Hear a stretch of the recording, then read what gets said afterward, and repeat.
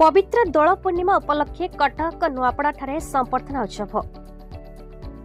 आज पवित्र दोल पूर्णिमा उपलक्षे कटक सहर नुआपड़ा स्थित दुर्गा पूजा मंडप ठारे 22 दिगभाग संकीर्तन मंडली तरफ अधिकारी सुकांत दासंक एक संबर्धना उत्सव नुआपड़ा दुर्गा पूजा कमिटी सभापति श्रीजुक्त रमेश चंद्र नायकों नेतृत्व में महासमारोह अनुष्ठित हो जाए।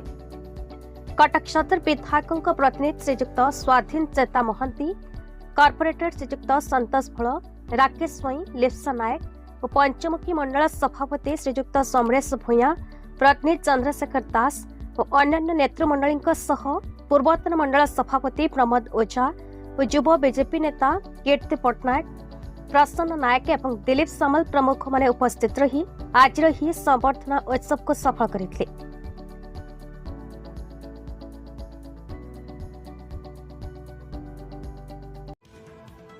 कटक दामोदर बेहुरांक रिपोर्ट, भारत न्यूज।